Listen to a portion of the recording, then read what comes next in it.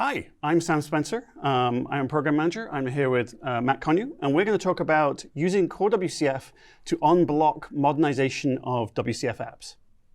So what is Core WCF? Well, the elevator pitch is that it's an open source, wire format compatible port of WCF server to .NET. That's quite a mouthful, so let's break that down. So WCF is Windows Communication Foundation. It's an RPC mechanism that was introduced in .NET Framework 3 in 2006, and it enables you to make cross-process calls in .NET. WCF is wire format compatible, so we use the same SOAP and binary XML protocols. And we are a port to modern .NET technologies. So we're compatible with WCF, but we're not just a direct recompile. So we're now implemented as ASP.NET Core middleware, so you get to take advantage of all that's in ASP.NET. And we work with modern .NET technologies such as async and await, dependency injection, iLogger, etc. And we're a port to .NET. So we work with .NET Core, .NET 5, 6, and 7, and also on .NET Framework. And we'll talk more about the significance of that later. Because we work in .NET, we also work anywhere the .NET works, including Linux and containers. So you can now use WCF in containers in the cloud. And we're an open source project, so we have contributors from around the world, including Microsoft employees, and we also have Microsoft support. So we have a number of large customers who depend on being able to call when they have production issues. So Matt, can you do a demo of Core WCF for us? Yes, I can. I have to apologize for weird size on my screen. My Windows just decided, just as we're sat here, to shrink the screen down to a really tiny screen, so we'll do the best we can with it. So we've actually shipped some templates for Core WCF. Today I'm going to create a WCF service and a client to communicate with it. So the first thing we need to do is install the new .NET template, the new Core WCF template. So we do that by installing the Core WCF templates package, and then after that we're going to create two projects. One's going to be using the Core WCF project, which will create us a server. So we're just going to call that simple server, and then I'm going to create a second application, which is going to be a console app, which will generate the client for to communicate with our service. Okay, so we'll go into our simple service and open up the project. Let's see how Visual Studio does on a tiny little screen. Okay, so first thing I'm going to look at is our service contract. So let's open up, clean things up a little to make it usable as best we can.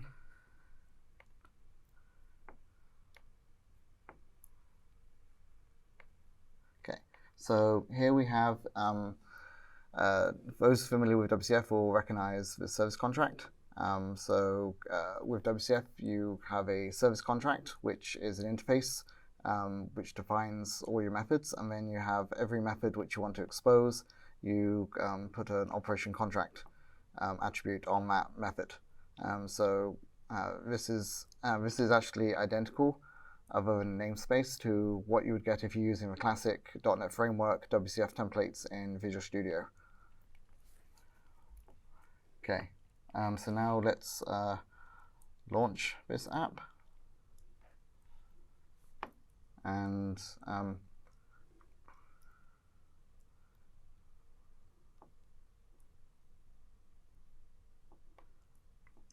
just trying to find the output window for this. Okay, here we go. So you can see that it's we've actually got our metadata, which is WSDL service, which I'll show you in a minute, is exposed at this URL. And if we click on through on here and look at this page. This is the service helper page for the metadata, which is actually identical to what you would get on WCF if you're running on .NET Framework. We kept this absolutely identical in the content because there are some customers who they use this page as a keep alive ping check against the service. And so if the content changes, it could break some tooling. So we've kept it as identical as we possibly can on at the wire level. And so we can actually check out the WSDL, which is an XML document which describes the service. And we're going to copy this into clipboard because we'll use it again in a minute. So now let's go back to our client app and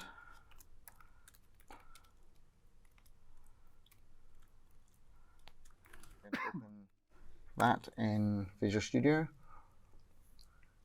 And this is just the regular Hello World console app. So right now there's nothing in there other than a console write line Hello World. So what we need to do is we need to add a reference to our service. So we're going to say we're going to add connected service. And we're going to choose to add a WCF service. And so this is exactly the same experience with Core WCF that you have with WCF. Yes.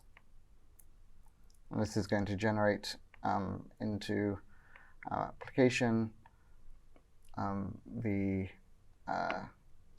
service client implementation, which I'll show you in a minute. It'll have all the exact same interfaces and everything that is actually in your service. So if we go to Solution Explorer and look at the implementation, you'll see that we've got the same composite type that we had, and we've got the same iService with the same methods. There's a little bit more verbosity in the attributes. It's explicitly putting values in which are normally implicitly done on the server side. But yeah, this is identical to what you see on the server side. So now if we go to program, we can actually call the service. And let's run it. We've still got the server running in the other instance of VS.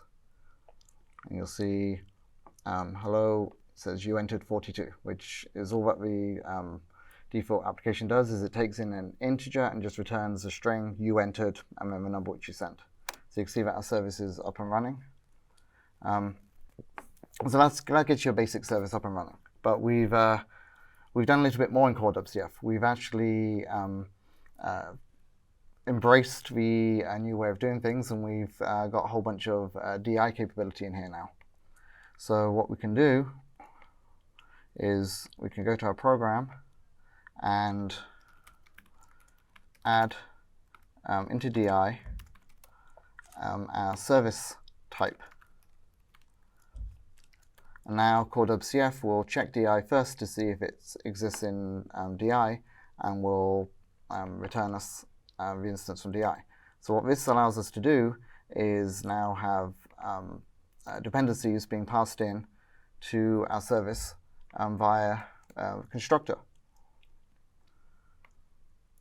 Where's my code snippets? It's not showing me my code snippets. Toolbox. View toolbox. Is it under view? Yeah.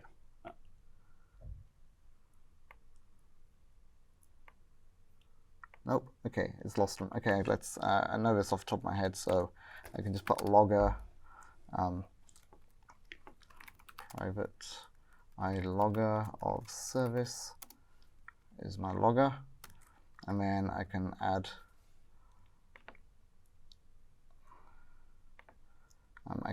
A constructor for my service, which takes an iLogger of service, and then just set logger to that logger. And then in our code here, we can do logger.log information and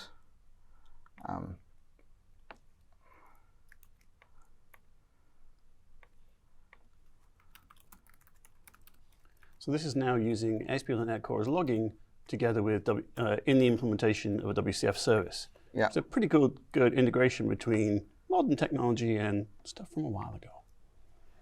Oh, the reason why Toolbox wasn't working is because the process was still running. Okay, so now if I come to command line to launch it, because we want to be able to easily get at the console output.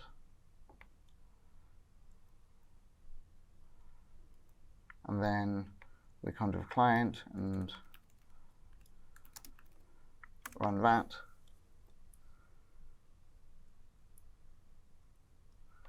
We will now see that we've got the log output on here saying that you entered 42. So that's the logger that's got injected into our service. But we didn't stop there. We had a look at what was happening on Web API and the way they were doing things, and saw that you can inject parameters into your controller methods there. So I thought, well, that's a good trick to do, so we'll copy it. So that's exactly what we did. Now, there's a small bug in the current templates where it doesn't add a required package. So we're just going to do .NET add package core wcf.primitives. So this is needed because we have a code behind piece and it lives inside of this package. And the template only adds core wcf.http, which is perfectly fine if you just want to use a vanilla scenario. But you need to explicitly add primitives to get the code generator to work. So then once you've got that added, then there's two things you need to do. First thing you need to do is make your class partial. And then you can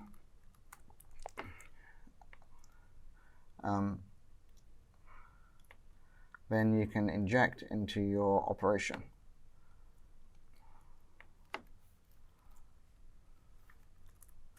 So just need to add system text. So you can see here that the getData method, now we've added two new parameters. We've got which are attributed with the injected attribute. And so we've got HTTP response and HTTP request. Now these two, along with we also support HTTP context, are special case because they're not they don't directly come from DI normally. But any type which is in DI, you can add in here. Now, the reason why we had to add the partial keyword is because this method with these two new parameters no longer matches our interface method, because the interface still only has one parameter on it. So what we do behind the scenes is we regenerate the missing method to match the contract. And in there, we then go and pull the items from DI and call your new injected method implementation. So now we save that, and then all we're doing here is we're just outputting all the headers via a string builder, so it's just a single log. Now when we do a .NET run,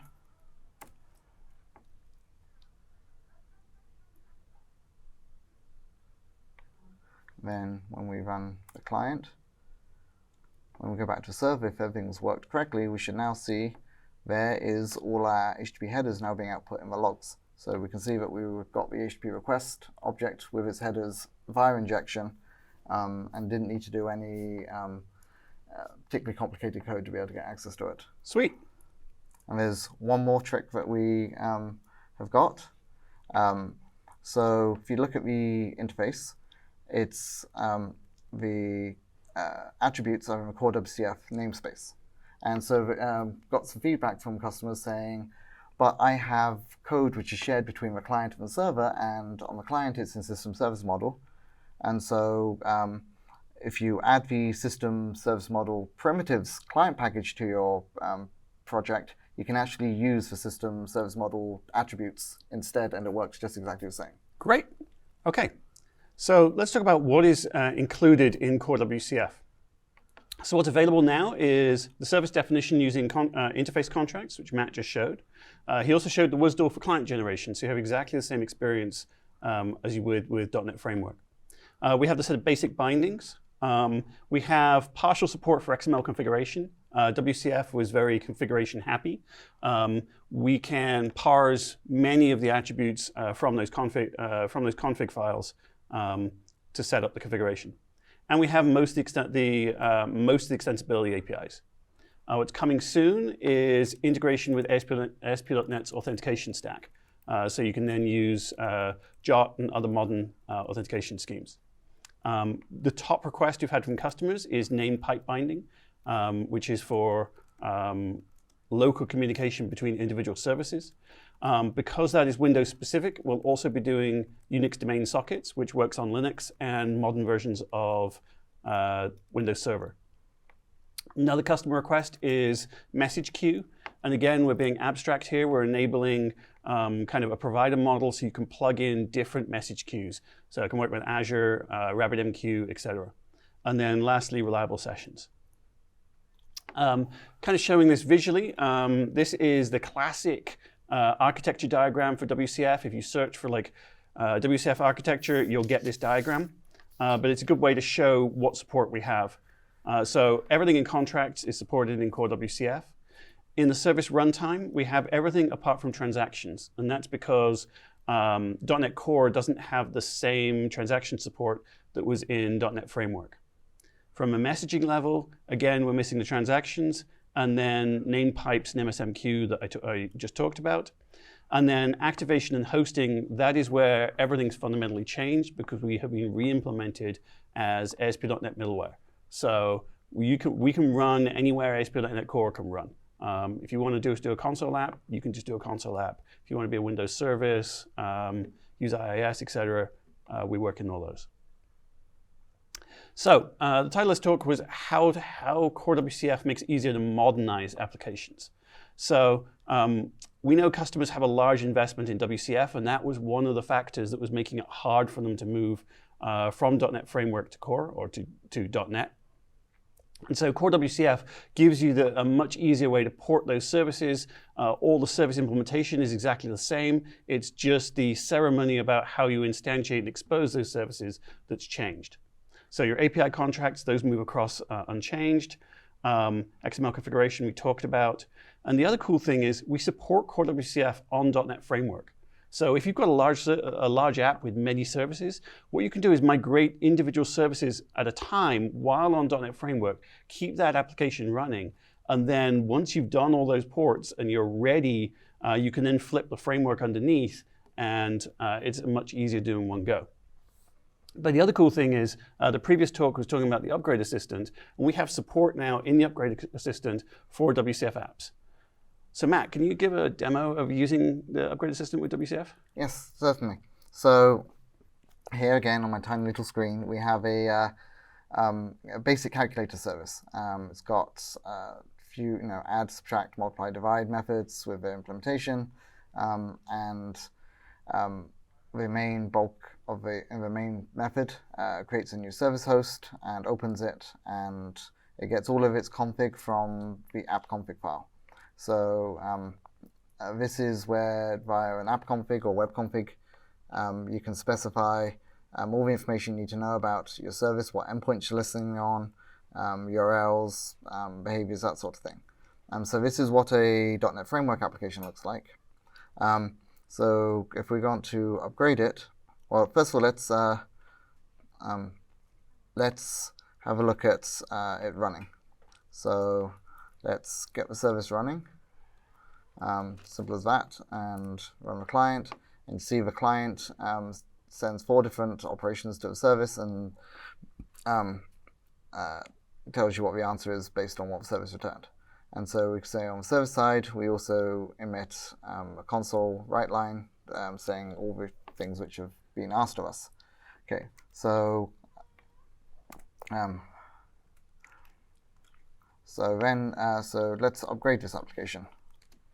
Well, actually, before I do that, there's one thing I meant to do, and that is to go and get the WSDL from it. So this is from existing service, and just like on the previous demo, you can click through and find out what get the WSDL for it. So now let's convert this service. So the first thing we need to do is we actually need to install the Upgrade Assistant. So it's a .NET tool, install, -G, so it's a global tool, Upgrade Assistant. And so that's going to download and install. A global tool, for those who don't know, means that you can launch it from anywhere, not just inside a repo that you're using it in. Okay, so now we've got that. We're going to launch Upgrade. Did I type that right? Nope. Upgrade Assistant. We're going to say upgrade, and we're going to pass it the solution file. So once we've launched that, first question it's going to ask us is which project do we wish to be converting? Just need to wait a little bit more. Okay, here we go. So the first step is to which entry point or which project is one to convert. So we're going to say we're going to convert calculator service, and then This is where you press enter a lot, right? yeah, I think it was 12 times. There's a whole bunch of steps, and we get to core WCF step after, I think. Where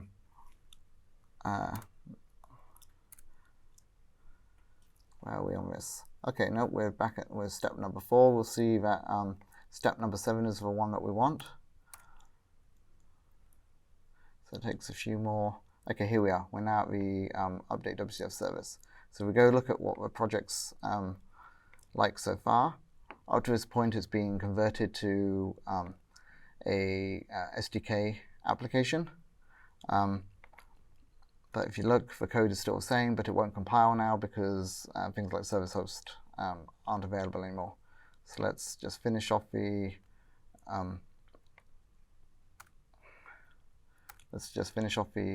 upgrade. So a few more enters. I've been told that they're planning on making it a little bit less verbose on stepping through. Oh, I thought you needed one of those little rocking parrot things. Oh, yeah, that would work too. Okay, so now it's being converted. Let's see what it's done for us. So we've still got our service contract, but if you look now, it's in the core WCF namespace. And then if we go look at startup, this code has completely changed. So it's replaced the code with all the code needed to start the application using ASP.NET Core, with all the new APIs there. And if we go look at app config, you'll see that all that's left in there is a comment saying that everything's moved to a new file.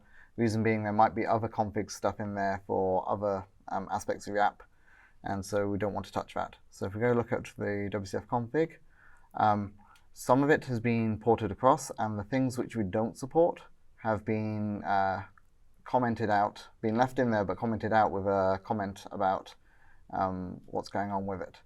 And so if we launch the application, so we go, well, so actually there's a couple of bugs that we're having to deal with right now. One of them is, and I don't think this is related to the core WCF piece, there's a assembly info file which we'll just delete.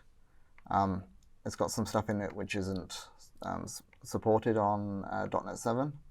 And the other problem is it's not using the latest versions of our packages, and that will break the WSDL side of things. So and this is all because we just released .NET 7, right? Yeah. So get rid of the older versions.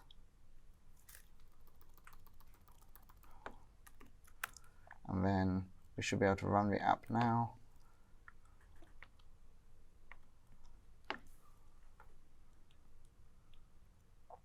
See what I did. Okay, so it's running now, so we can actually go and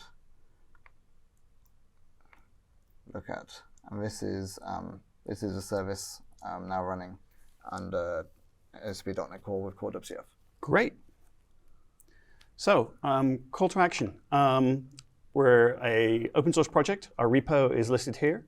The project templates that Matt showed, I have listed, the NuGet packages, the upgrade assistant.